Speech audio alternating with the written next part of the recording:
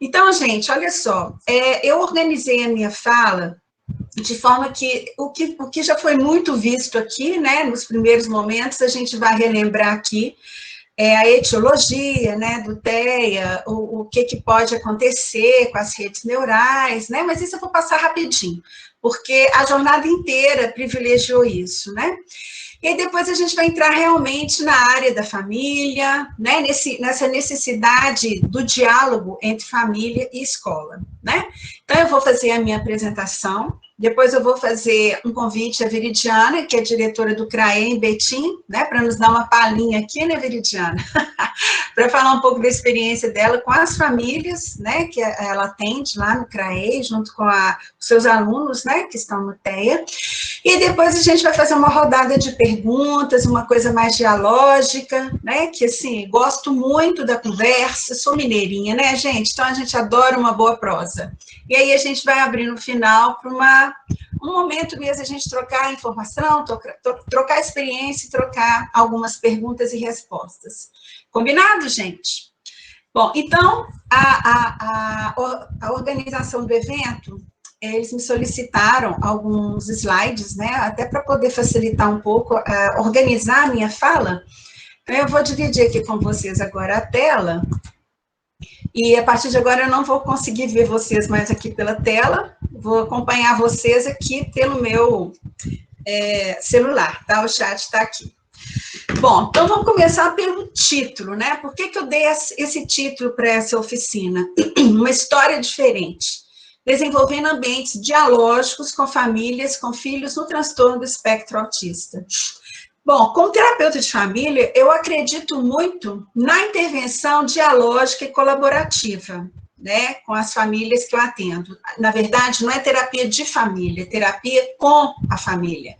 Então, é um processo de co-construção mesmo, de significados, de novas narrativas, de novas atribuições de significados. Então, por isso que eu coloquei, né, inclusive entre aspas, que é um convite, né, uma proposta, uma história diferente. Ou seja, vamos narrar, vamos desconstruir algumas situações, vamos tentar construir novamente, né, de uma outra forma, essas vivências, essas experiências. E, claro, desenvolvendo ambientes dialógicos, né, gente? Porque se não for pela via do diálogo, né, eu, pelo menos, eu não acredito que seja possível qualquer tipo de construção na família, tá bom? Bom, então aqui a gente vai fazer uma revisão, né, rapidinho do conceito, do que seria. Todos estão aqui, eu tenho certeza que sabem, né, o simbolismo do lacinho com esse puzzle, né? Então, para Silva Gaiato e Reveles, 2012, podemos fazer uma analogia entre o autismo e um jogo de quebra-cabeça. Se olharmos apenas para cada um dos sintomas envolvidos no quadro do autismo, incorremos no erro de avaliarmos de maneira parcial o conjunto que a obra representa, né? Tal como essas peças ali daquele quebra-cabeça, né? Pais, professores, profissionais da saúde e a sociedade no geral precisam procurar se informar melhor sobre esse quadro para aprenderem a perceber as reais possibilidades de trabalho e desenvolvimento desses sujeitos. Então, uma visão mais ampla, né? Como eu disse, eu sou da sistêmica, a gente tem que ter uma visão mais sistêmica mesmo, acreditar que tudo está conectado com tudo, que o todo é muito maior do que a soma de suas partes, para a gente poder efetivamente compreender um pouco como que seria essa copresença, né, de uma criança no TEA, na família. Sempre vou falar o prefixo co, porque ele não está ali sozinho, né? Ele está ali presentificando a sua ação, presentificando a sua subjetividade na conexão com os outros membros da família, né? Bom, então a etiologia do autismo, né? Todo mundo aqui sabe, em seu amplo espectro de gravidade, é conhecida agora por ter muitas etiologias. Por quê, gente? Porque até a década de 70, vocês já devem ter ouvido falar de um filme que chama Meu Filho, Meu Mundo, em 1979. E esse filme, ele trouxe um desserviço, né? Porque lá ele aponta como uma criação inepta a causa desse transtorno. O que seria essa criação inepta? pais que não estavam suficientemente preparados para o exercício da parentalidade, e eles eram chamados de pais refrigeradores, pais frios, né? E isso a gente sabe na psicologia que isso já caiu por terra. Hoje, essa considerada causa do autismo, de ter pais insuficientes, de ter pais ineptos, isso já caiu por terra, porque, na verdade, é um conjunto de causas, né?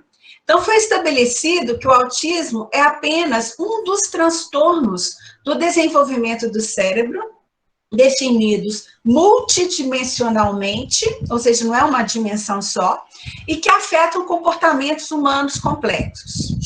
Considera-se que todos os transtornos refletem a disfunção de redes neuronais muito bem distribuídas, que interconectam grupos dispersos de neurônios disparados funcionalmente no cérebro. Bom, gente, então a gente sabe que o cérebro ele pode ser compreendido enquanto estrutura, né, estrutura mesmo, nas aulas de anatomia, né, neuroanatomia, a gente vê a estrutura cérebro, aí você vê lá, né, todas as dobras dele, lobo occipital, córtex frontal, mas aqui a gente também tem uma outra forma de compreender o cérebro, que é no sentido funcional. Bom, então, gente, olha só, eu até fiz eu coloquei essa gravura aqui, porque mostra, né, os neurônios, os axônios, os dendritos, né, que são essas ramificações da célula nervosa. E essa luzinha aqui é como se fosse uma sinapse acontecendo. Né? Então, para compreender o cérebro, a gente tem que compreender tanto do ponto estrutural, que sai numa tomografia, quanto do ponto funcional, que já seria o quê? A questão mais da eletricidade, do funcionamento cerebral, das sinapses, dos encontros entre os neurônios e dendritos, que isso a gente vai compreender quando a gente faz o quê? Um eletroencefalograma, né? Bom, então, a plasticidade dessas complexas redes cerebrais, amplamente distribuídas, é responsável pelos efeitos profundos causados por influências ambientais específicas, como educação, às quais o indivíduo se expõe desde a vida pré-natal até o final da sua existência, e que vão modular esse comportamento individual. Então, gente, temos que considerar, sim, o aspecto fisiológico, né, das redes neuronais, dos encontros sinápticos, dos caminhos sinápticos, como também, bem lembrando aqui Vygotsky, a gente também tem que considerar o sujeito inserido nos processos de cultura. A gente sabe a importância do processo de escolarização, o processo de trocas simbólicas que qualquer sujeito, né, ele vai ter com a cultura, com o ambiente onde ele está inserido. Então, quando a gente considera essa etiologia, a gente não pode ficar só na questão fisiológica, mas também a gente não pode ficar só na questão do ambiente, e sim nessa conexão entre essas duas dimensões, né? Bom, então a complexidade dessas redes fica em evidência porque cada neurônio tende a conectar-se a muitas centenas de outros neurônios. E a força dessas interconexões sinápticas não é fixa, mas bastante variável, devido à plasticidade, inclusive, do cérebro, né? De acordo com o histórico das conexões funcionais e com as influências de outros fatores que influenciam no cérebro. Que outros fatores, né, gente? Vamos pegar lá Chernobyl, né? Quando teve o vazamento do reator em Chernobyl, na Rússia, né? A gente viu uma geração de bebês que estavam nascendo sequelados, com algum tipo de comprometimento neurológico, devido ao vazamento da radioatividade. Então, nós também temos que considerar os aspectos do ambiente, né? Para poder compreender melhor essa etiologia possível do TEA, né? Da criança que está no transtorno do espectro autista. Isso é importante, gente, porque para a gente não ficar nem tanto ao mar, nem tanto à terra, né? Nem só no aspecto biológico, orgânico, ou só no aspecto das trocas, do ambiente e da cultura.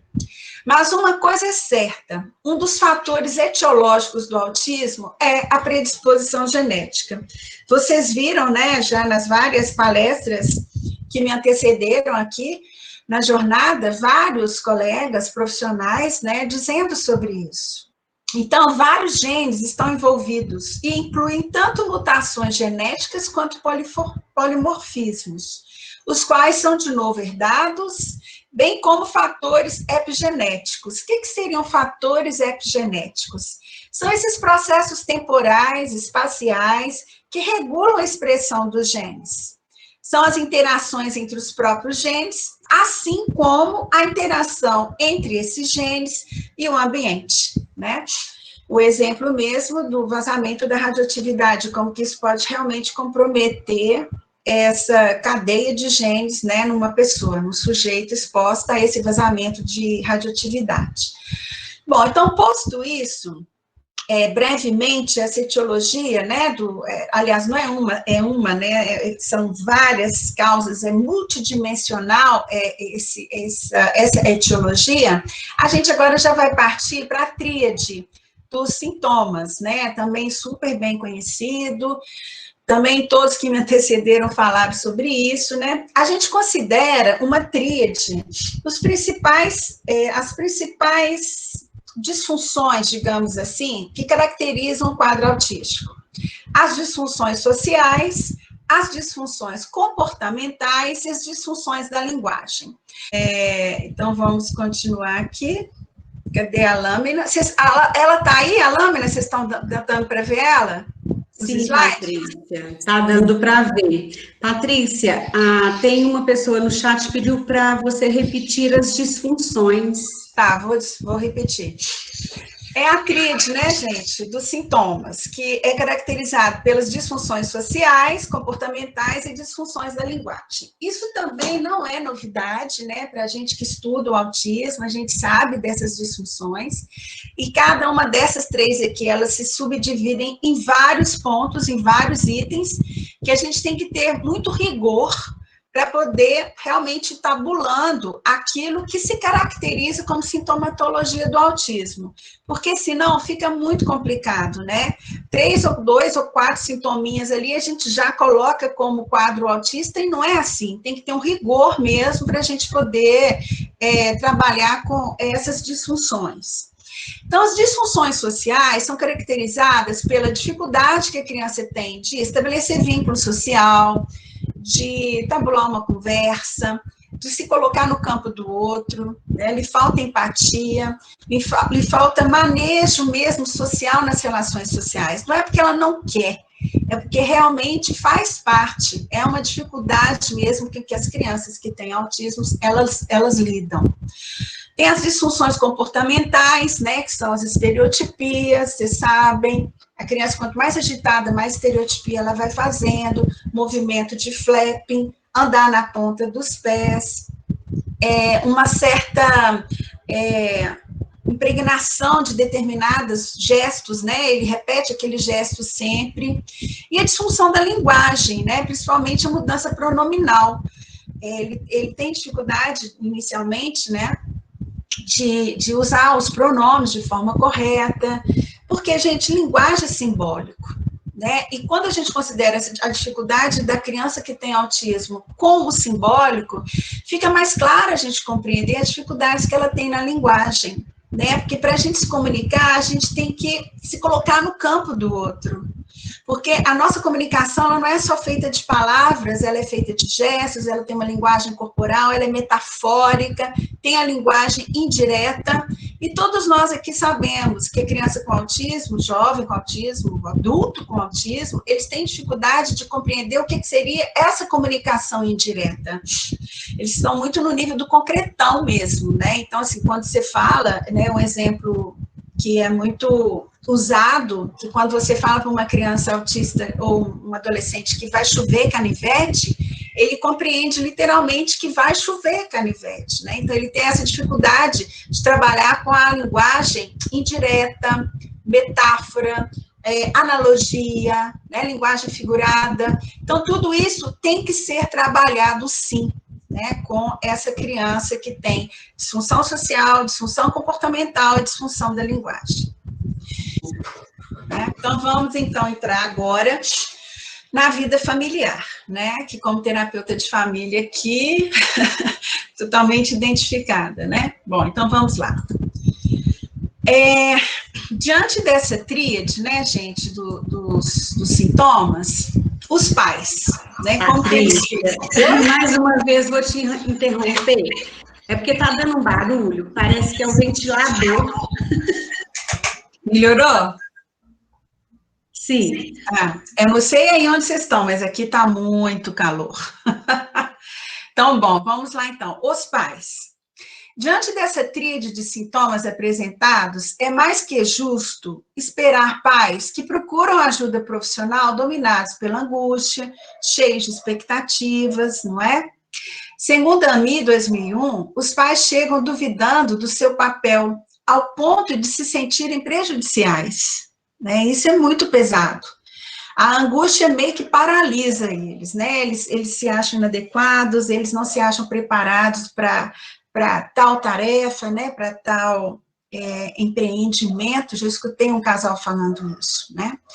Isso se justifica, em algumas vezes, em relatos de alguns pais terem lido alguns autores que lá no início das pesquisas, como eu já disse, né, nos anos 70, eles consideravam que a frieza, a indiferença e a obsessividade na educação das crianças poderiam formar um indivíduo autista. Então, muitos pais chegam desavisados, agora até que não, né, ainda bem. Mas, assim, há uns 10, 20 anos atrás, quando eu comecei a trabalhar com famílias de pais e famílias de crianças no espectro autista, eles chegavam muito angustiados. Porque eu li tal autor, minha tia me mandou ler esse livro, e eu estou muito desesperada, porque eu acho que eu não vou dar conta. E aí você via a angústia mesmo, você via muito choro, né, muito medo de não dar conta. Depois eu vou falar mais à frente, assim, casais que realmente se separaram, porque não deram conta da tarefa juntos, né? Então a mãe, ela pega muito para si, o pai se sente assim meio alijado do processo, meio sem diálogo, como o que conversar, como ajudar. Então, isso, gente, essa coisa de falar que pais são refrigeradores, que os pais são culpados, isso é um desserviço, né? E isso, ainda bem, caiu por terra completamente na década de 70. Mas, infelizmente, ainda hoje a gente vê profissionais desatualizados propagando isso como verdade. Então, a gente não pode deixar isso acontecer, né? Eu vou diminuir aqui só um pouquinho para poder enxergar ali em cima, tá? Olha, ser pai ou mãe de uma criança autista não é fácil. É um exercício diário que requer muito mais zelo, paciência, persistência, fiscalização, disciplina, autodisciplina, criatividade para não cair naquele cotidiano mecanizado, e aumento da estrutura familiar com participação ativa de todos diretamente envolvidos, né? Então, aqui entra vó, mãe, babá, irmãos, parentes, porque como eu compreendo a família como um sistema, e tudo está conectado com tudo, então reverbera no sistema como um todo qualquer atitude que o pai e a mãe vá tomar. E isso tem que ser num consenso, né? Não digo consenso que todo mundo tem que concordar com aquilo, mas numa atmosfera mais dialógica, mais colaborativa, onde os pais coloquem para os outros filhos como que está pesado, se tem condições de dividirem as tarefas do cotidiano entre eles mesmo, como um sistema, né? Um sistema, gente, é uma entidade viva, né? Que pulsa e que está em transformação o tempo todo. Isso representa, em algumas famílias, lidar com uma dose extra de ansiedade e angústia quando se deparam sem com quem contar.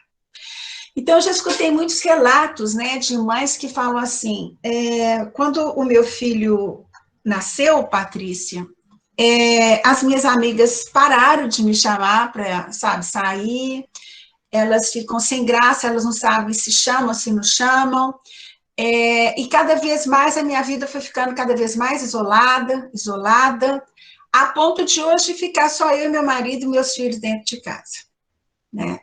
Então, assim, isso é pesado, né? Na realidade, profundas mudanças são necessárias no ambiente doméstico para que todos se empenhem em ajudar a criança com autismo e se ajudarem entre si. Não tem como negar ou desconsiderar que o autismo eleva em muito os níveis de estresse nos membros da família, provocando desavenças no casal e nos demais filhos. Teve uma situação que eu atendi uma família que o irmão mais velho, ele começou a dar problema na escola, ele começou a ter problemas de comportamento agressivo, muita ansiedade, e aí a escola pediu, né, à família que procurasse um psicólogo para ver o que estava acontecendo. E aí, na conversa com ele, depois de algumas sessões, porque ele chegou muito desconfiado, ele começou a dizer que ele não sentia mais um lugar para ele naquela família. Que depois que o irmão tinha nascido, era como se o pai e a mãe fossem pai e mãe só do irmão. E ele falou isso, gente, com um misto de culpa, de angústia, de raiva, de desabafo, não é? E muito preocupado. Patrícia, você não vai falar isso para o meu pai e para minha mãe, não, né? Eu posso falar isso aqui com você, né? Mas é porque às vezes eu me sinto perdido. Ele estava entrando já na adolescência e eu não sei como agir. Eu não sei se eu tenho condições de ajudar, se eu não tenho. Eu sei que eu tenho que ser maduro, olha só, mas eu sinto falta do meu pai e da minha mãe. Sabendo que na adolescência eles já têm que viver todo aquele luto, né, gente, dos pais infantis, do corpo infantil, de uma identidade infantil. Então, assim, é uma conjunção de estressores, né? Estressores que a gente chama de verticais, que são o próprio caminhar da vida, né? Nasce, fica jovem, fica adulto, constitui família, e os estressores horizontais, que são essas coisas mais pontuais que acontecem no nosso cotidiano.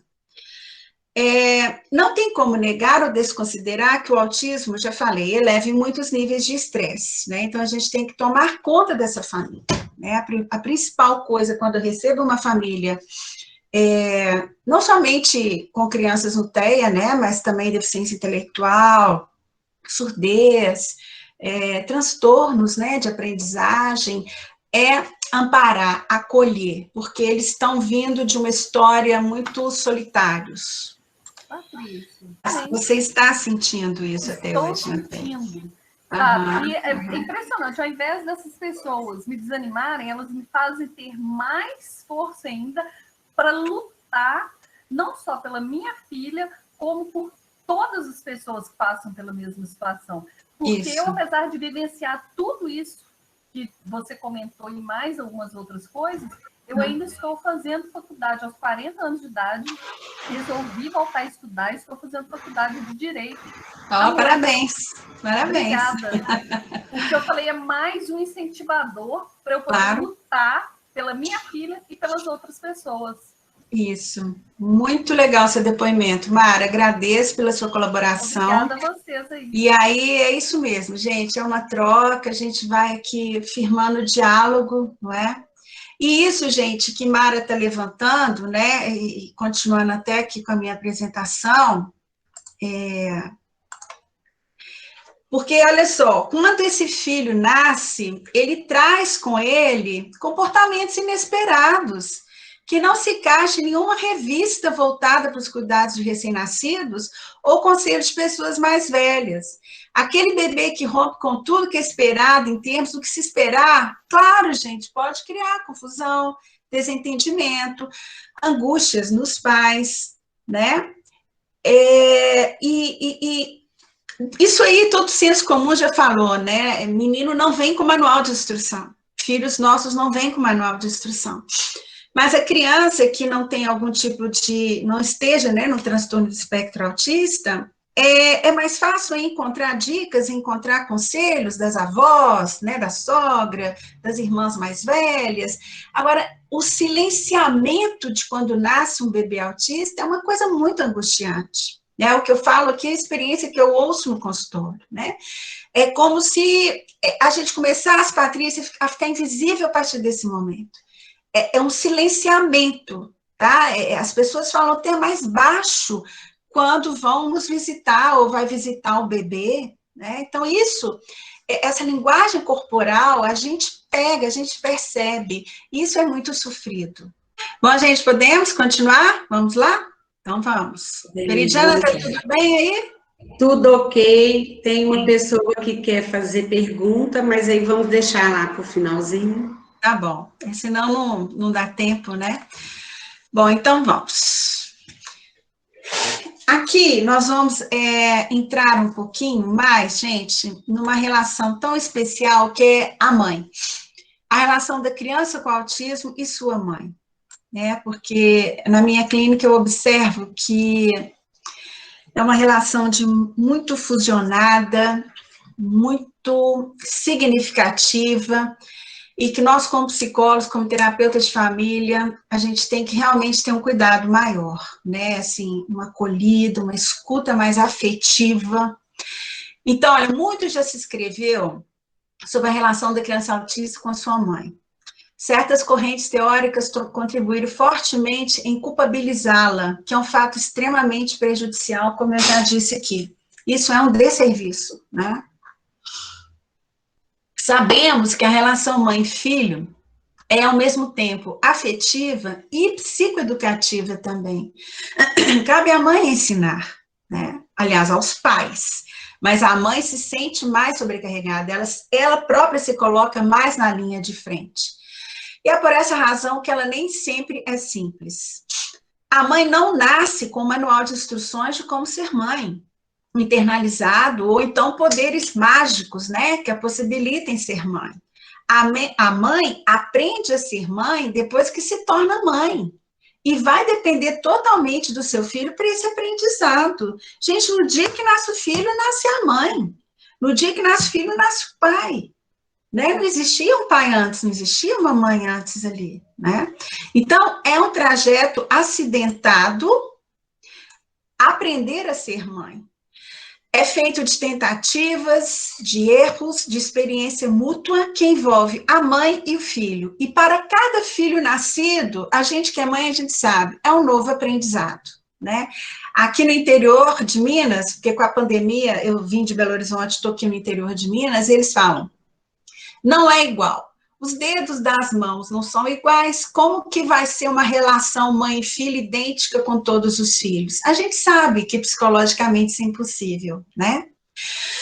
Então, o importante é saber que crianças e adolescentes precisam de ambientes estruturados e de que é uma boa dinâmica familiar que possibilita o estabelecimento de rotinas tão importantes no dia a dia do sujeito com autismo. Todo mundo que está aqui sabe a importância de se colocar uma rotina, né? Até mesmo para organizar psiquicamente, cognitivamente, essa criança ou esse adolescente que está no transtorno do espectro autista. Então, gente, aqui eu vou entrar com algumas contribuições dessas 3 autores, que eu gosto muito, que elas vão dizer o seguinte, primeiro de tudo, o que, inclusive, eu procuro fazer na minha clínica, né? O meu trabalho não é psicoeducativo, evidentemente, naqueles moldes antigos, né? De instrução, de meio que pedagogizar os pais, não. Eu estou ali para escutar, eu estou ali para construir uma nova realidade com eles, né? Co-construir, mas algumas perguntas eu faço questão de fazer. Então, uma delas é, vocês já procuraram se informar mais sobre esse quadro? Sobre esse diagnóstico que o neuropediatra deu para vocês?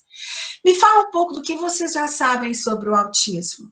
Então, é importante a família procurar se informar, procurar saber mais sobre o quadro de autismo, as suas implicações. Quanto mais informações os pais e as pessoas que lidam com a criança no dia a dia têm, maiores serão as chances de busca de alternativas. Tire sempre as dúvidas com o médico que acompanha a criança. Gente, essa relação ela tem que estar muito próxima. Porque tem médico que faz o diagnóstico e some, e a família fica com dificuldade, né, de marcar consulta e de conversar sobre as suas angústias, sobre as que a gente chama de recaídas, né, durante o desenvolvimento de qualquer pessoa. Então, tem que ter esse canal aberto com esse médico que fez, inclusive, se for possível, o mesmo neuropediatra que fez o diagnóstico, né? Incentivar o filho a se cuidar sozinho.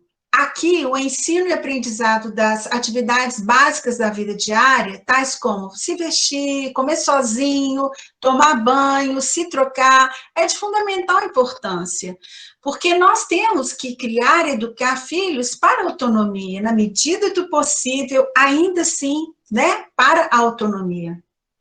No início, faça junto com ele, depois passe a mediar o processo e depois só supervisione. E aqui também, gente, está valendo convocar os irmãos mais velhos, porque, como diz o Vygotsky, quanto mais capacitado for esse mediador com a criança menor, melhor serão os processos de comunicação, os processos de uma linguagem interpessoal e, por conseguinte, a linguagem intrapessoal que essa criança vai desenvolvendo.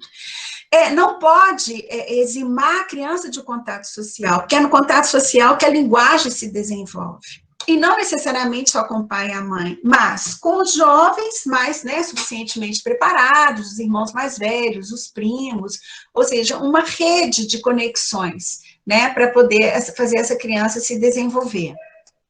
Dividir as tarefas em casa, para que nenhum membro da família não se sinta sobrecarregado. Dar tarefas para a criança realizar. Então, para começar, é necessário dividir as tarefas complexas em etapas pequenas, né? Então, exemplo, não adianta nada você virar para uma criança e falar, por favor, pegue para mim a meia vermelha que está na terceira gaveta da porta esquerda do seu guarda-roupa. Já esqueceu, já trupicou, né? Tudo ali no meio do caminho. Então, ordens mais diretas, com etapas pequenas até começar a alcançar uma complexidade maior, né, nessa atribuição de uma tarefa. Se for para juntar os brinquedos depois de brincar, ajude a criança no início, vamos brincar, vamos separar isso aqui por cor? Então quem sabe hoje a gente separa por tamanho, né? Ou seja, transforma aquilo numa atividade mais prazerosa e não enfadonha, tanto para a criança quanto para o adulto que está ali também, ajudando ela, no início, a juntar esses brinquedos, né? Então, separa por tamanho, por lugares certos, né? E o importante, gente, é sempre reconhecer o esforço dessa criança, elogiar, reforçar cada atividade bem-sucedida, né? Eu falo que tudo pode ser dito, tem que ser o jeito que está sendo dito aquilo, né? 5, treinar a generalização do aprendizado. O que isso significa?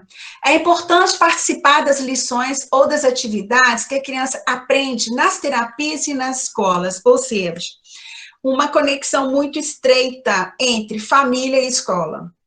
Todo mundo sabe aqui que o que a escola faz é interessante que a família também, em casa, mantenha aquele tipo de rotina para poder organizar psiquicamente a criança com autismo. Então, é necessário um canal aberto entre os profissionais e os familiares. Se uma rotina é seguida nas escolas, a família tem que procurar seguir o procedimento em casa. E tem que ter conversa, gente, tem que ter diálogo. A gente não está aqui construindo uma história diferente, baseada em contextos dialógicos. Tem que ter diálogo entre a escola e a família. Se na escola a professora estiver ensinando sobre flores, por que não a família levar essa criança em algum lugar que ela possa conhecer, inclusive, diferentes tipos de flores? Porque aí faz, não é, a ponte entre o que ela está aprendendo com o que ela pode vivenciar. E são coisas muito simples, né, muito práticas, que dá para você organizar o seu cotidiano para oferecer essas experiências para a criança. E o mais importante que eu acho, não se esquecer de ser casal. Né? Preservar os momentos de marido e mulher é fundamental para manter a força estabilizadora do casal. Gente, como terapeuta de família de casal, eu vejo que muitos pais, com o nascimento dos filhos, eles deixam de ser um par conjugal e fica só um par parental, não é? Então, assim, qual foi a última vez que vocês fizeram isso?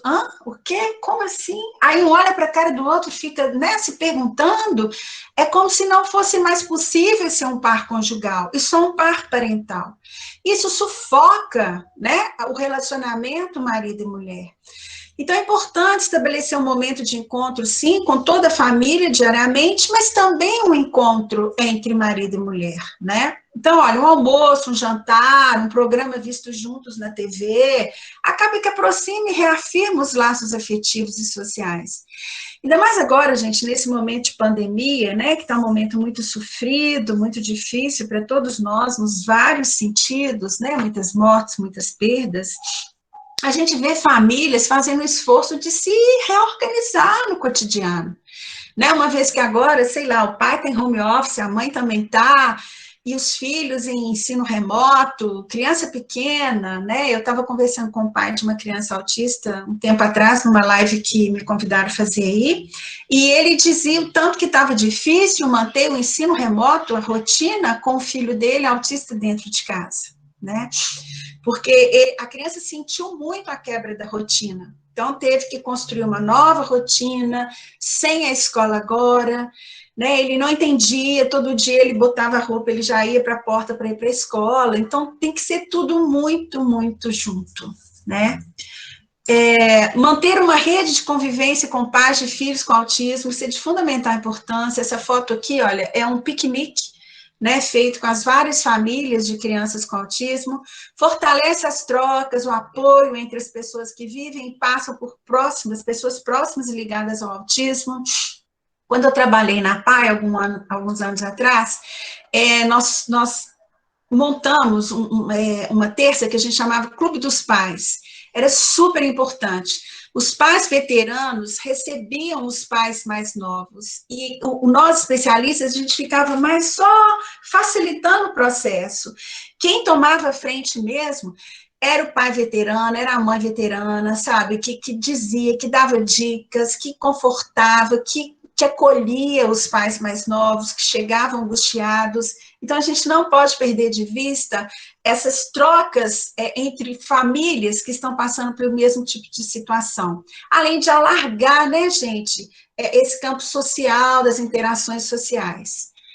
9, criar oportunidades para que a criança possa desenvolver as habilidades sociais.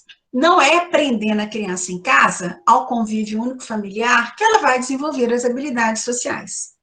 Não é colocando-a numa redoma que ela vai se desenvolver.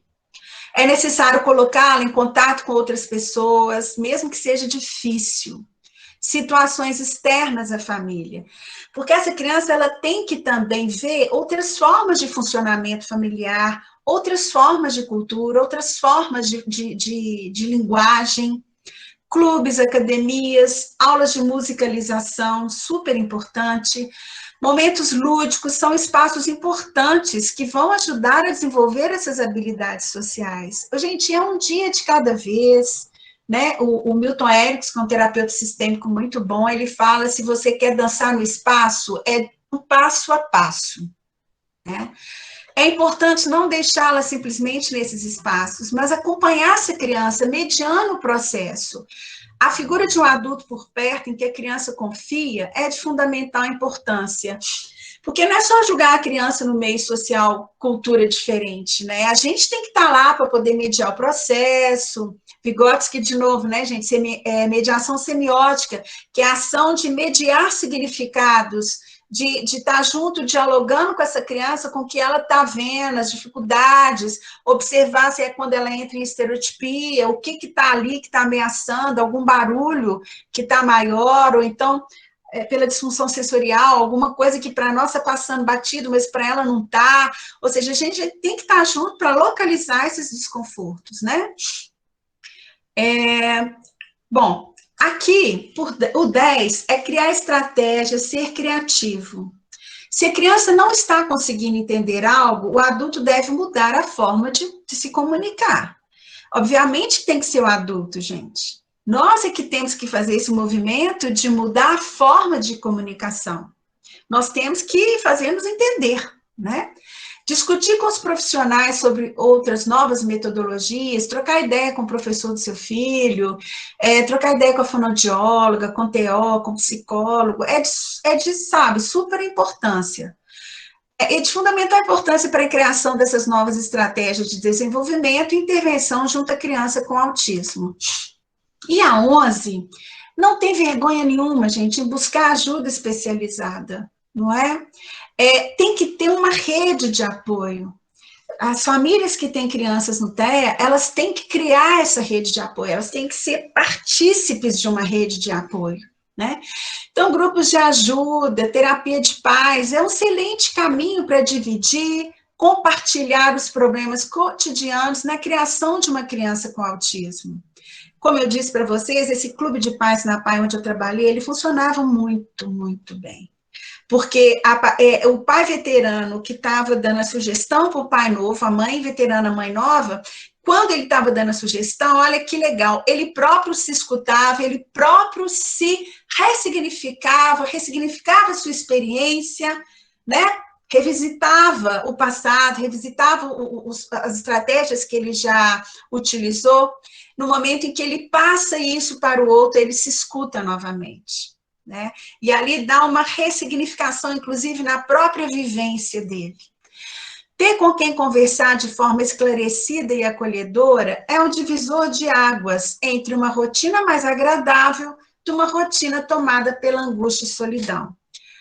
É senso comum falar que o homem é um ser social, né? E realmente nós nos desenvolvemos, a nossa subjetividade ela é construída nas interações sociais.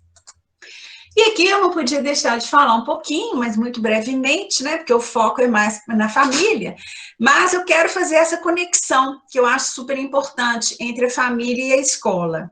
Então, com as escolas, a gente sabe, né, gente, cada vez mais conteudistas, né, menino tá lá na 3ª série, já tem pai e mãe falando em Enem, professor falando em Enem, vestibular, né, é generalizada a preocupação dos pais e professores com o imperativo de desenvolver cada vez mais precocemente nas crianças as habilidades cognitivas e sociais. Essa preocupação aumenta ao se pensar em crianças com quadro de autismo mais grave, que podem apresentar um atraso, inclusive mental, não somente intelectual, mental no sentido da percepção também, e permanecerem dependentes de ajuda. As crianças com autismo leve ou somente com traços autísticos, em sua grande maioria, acompanham bem as aulas e os conteúdos didáticos pedagógicos. O desempenho escolar de crianças com autismo vai depender do nível de acometimento desse transtorno. Para crianças com autismo clássico, né, aquelas que têm maior mesmo dificuldade na socialização, né, naquela tríade das disfunções, né, da linguagem e presença de comportamentos inapropriados, repetitivos, estereotipias, fica clara a necessidade de uma atenção mais individualizada, claro, né, gente, um PDI, um plano de desenvolvimento individual, uma conexão constante com a família para ver como trabalhar junto, né? E os professores? Vamos lá pensar como que está essa vivência dos professores. Qual a presença cada vez mais de crianças com necessidades especiais nas salas de aula? Os professores cada vez mais se colocam em posturas que se caracterizam, ora, por uma busca incessante de conhecimentos e novas estratégias pedagógicas, ora, por uma frustração em não conseguir levar a cabo a realização do que ele estudou, do que ele viu, do que ele aprendeu nos vários seminários, nos vários congressos, né, de suas expectativas. Quando eu fiz meu doutorado, gente, eu fiquei 1 ano numa escola, lá em Belo Horizonte, acompanhando a entrada das crianças, né, com necessidades especiais, eu trabalhei com a inclusão, o horário do recreio, mas o ponto de vista do professor. E eu escutei muito isso, olha, Patrícia, eu sei tudo de síndrome de Down, eu sei que é trissomia do 21, eu sei por que acontece, agora, como que eu vou trabalhar com essas crianças? Sabe? Eu me perco nisso, porque informação eu tenho, eu quero ver como que eu faço. Então, esse como que eu faço, gente, é na troca com os colegas, é na partilha das vivências, não é? Em estratégias que já deram certo, a gente troca ali uma ideia, um apoiando o outro, um acolhendo o outro, porque salas heterogêneas sempre vão existir. A Emília Ferreira, discípula do Piaget, ela falava que classe homogênea dura 5 minutos, né? Então, olha, muitos vão a congressos, aprendem técnicas, como eu sei que tem muitos aqui hoje, né, na jornada de autismo, mas na hora de aplicá-la, se sentem despreparados e incompetentes, muitos desistem e se sentem, inclusive, culpados. Então, o que é importante? O trabalho conjunto. O professor deve relatar suas observações, suas percepções, tanto para os pais, quanto para os profissionais de saúde responsáveis pela criança, e principalmente, gente, um diálogo muito estreito com os colegas, né, nessa troca de experiências. As dificuldades de socialização. O professor deve agir como mediador do processo de interação entre a criança com autismo e as demais crianças. Cabe a ele o papel de mediador. né? Ele vai intermediar esse contato por meio de brincadeiras, e ele tem que ser muito criativo, né? Porque se não deu de um jeito, ele tenta de outro. Atividades coletivas, principalmente, não somente centrar somente aqui no aluno, né, que tem autismo.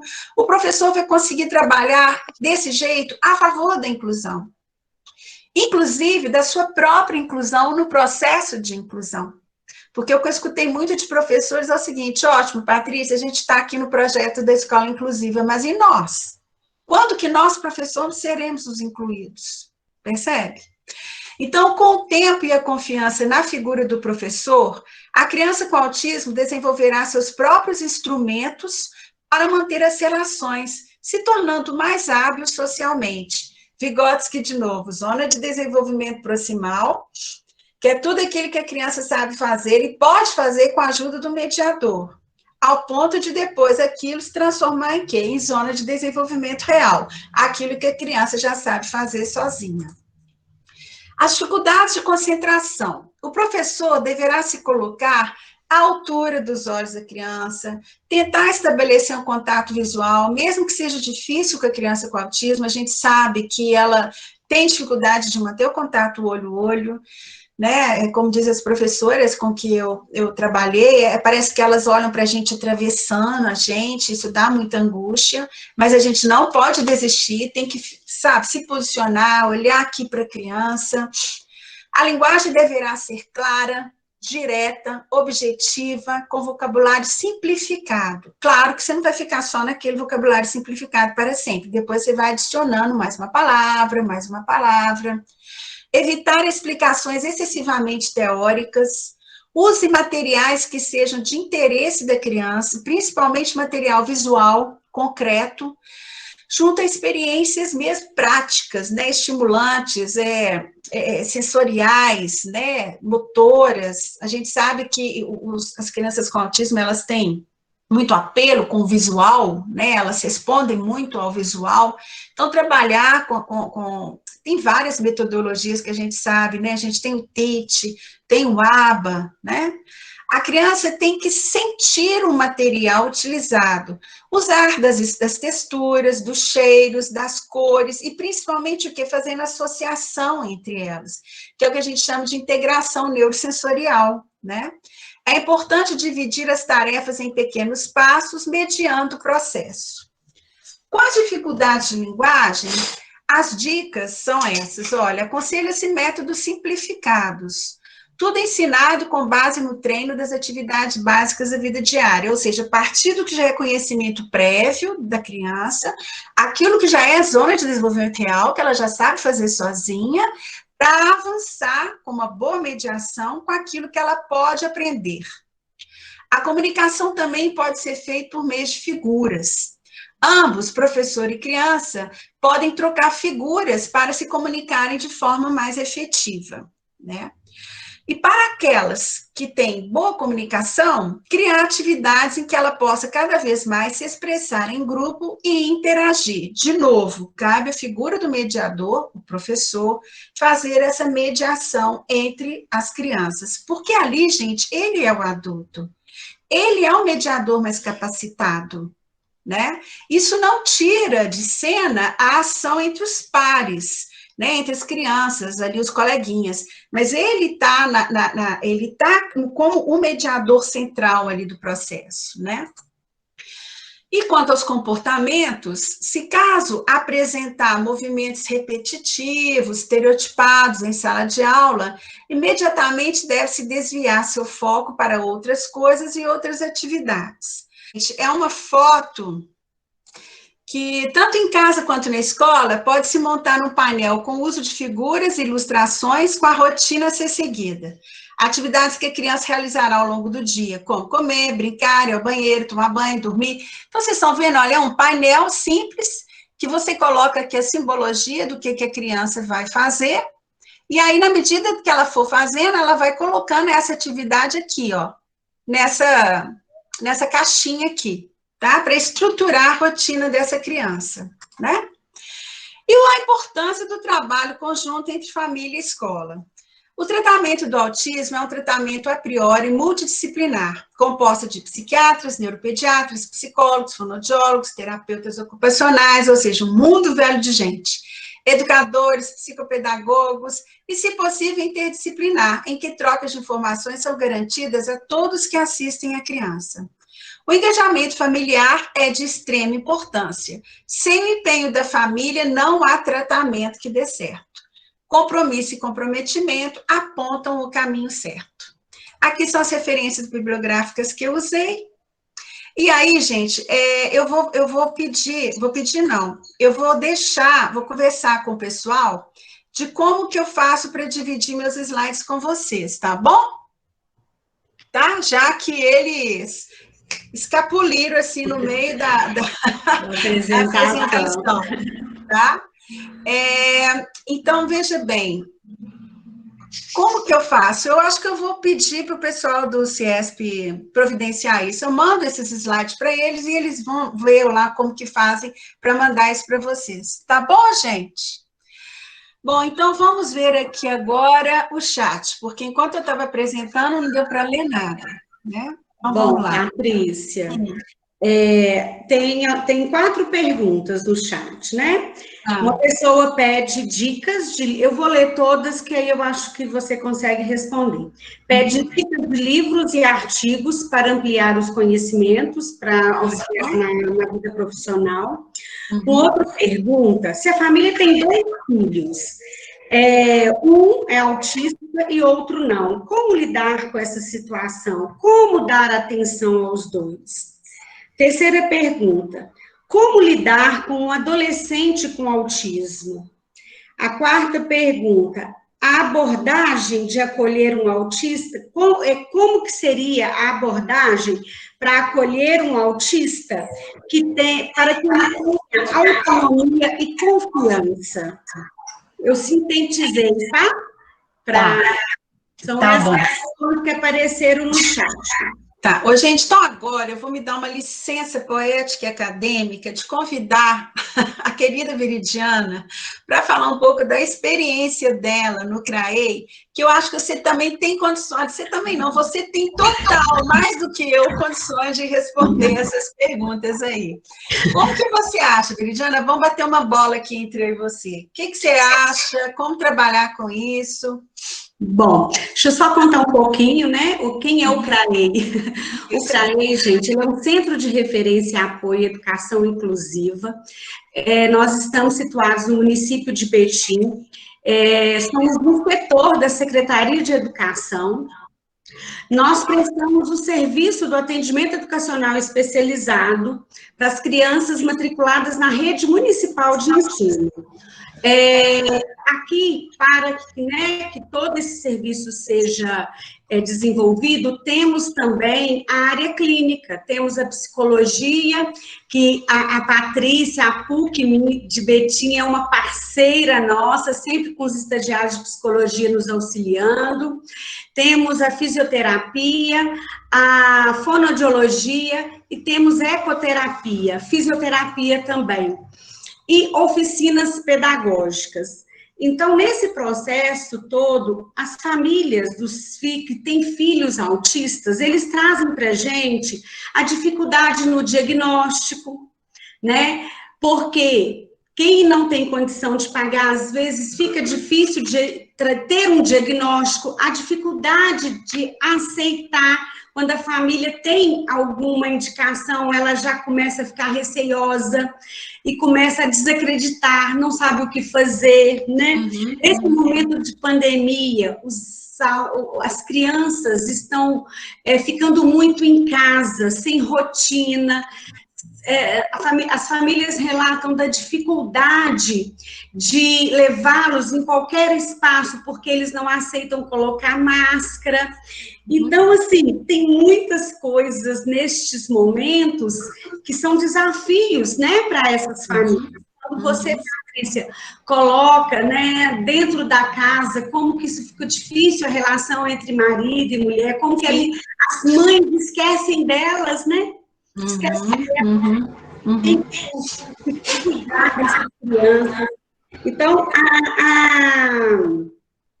as meninas, né, e as nossas orientações, eu falo meninas, as profissionais que trabalham aqui no CRAE, os profissionais, porque nós temos homens também, sempre nesse acolher, sempre de estar orientando essas famílias, que elas precisam pensar nela, cuidar dela, para depois cuidar desses filhos, né? Porque se ela não cuidar dela, como que ela vai ter uma saúde mental para cuidar dos seus filhos?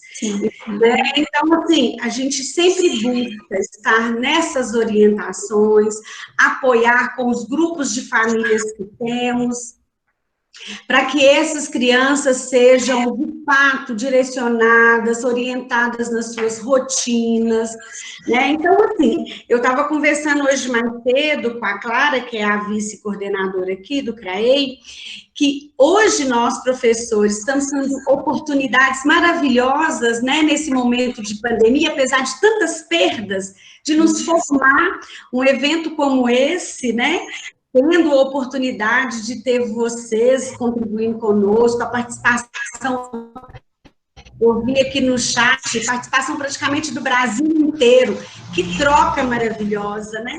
E a gente acredita que, dialogando, como você começou a dizer, que o diálogo é a base de tudo, nos informando junto a essas famílias, o que elas estão precisando, para junto a gente pensar no caminho, né? Caminhos de possibilidade, né, Patrícia? Sim.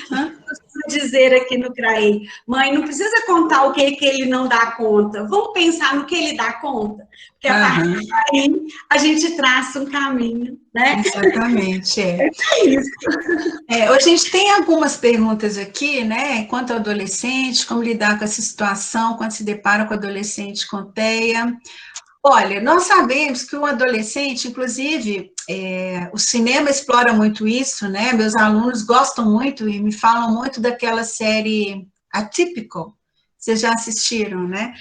Como que para o adolescente é mais complicado, porque é aquele momento já que ele precisa de interagir mais, né? Porque o adolescente ele precisa da criação dos grupos, ele precisa fazer esse desenlace maior da família, do pai e da mãe, para, inclusive, sair um pouco fora desse pai idealizado, dessa mãe idealizada, lidar com esse pai concreto, né? Com essa mãe concreta, fragilizado, com limitações.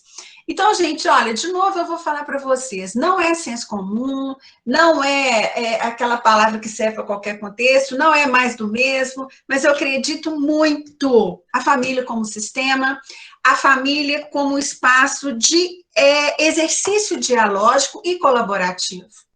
Então, acionar os irmãos desse adolescente, acionar a própria rede, né, onde esse adolescente está inserido, e focar, gente, no trabalho conjunto, né? Ou seja, numa interação social que seja conjunta, para poder fazer com que esse adolescente se sinta em interação, e não somente ajudado por alguém, porque não é por aí. A gente está criando pessoas aqui, a gente está educando para autonomia, e não para heteronomia. Sempre ter alguém que vai te ajudar e que vai fazer as coisas por você. Né?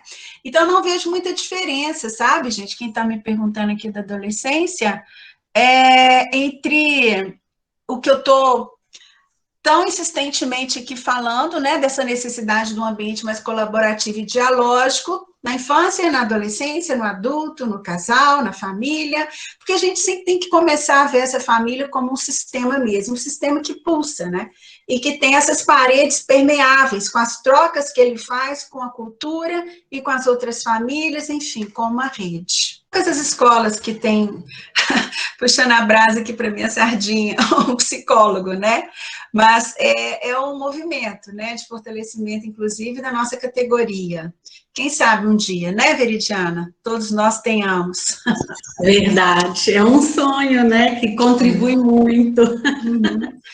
Gente, então, olha só, eu espero ter contribuído com vocês, agradeço mesmo, tá, toda a presença, a colaboração de vocês. Deixei meu canal no YouTube aqui no chat, caso vocês queiram dar eu até falei na live que eu falei para vocês, que eu fiz com o pai de uma criança autista, tá lá, tá? E vou deixar também o meu e-mail, caso vocês queiram trocar uma ideia comigo, tá? Perguntar alguma coisa, porque o tempo aqui é muito corrido, né, gente? É muito corrido. Então, tá indo aí, ó, no chat, tá? O meu e-mail e o canal lá no YouTube, onde eu falei que tem a live, tá?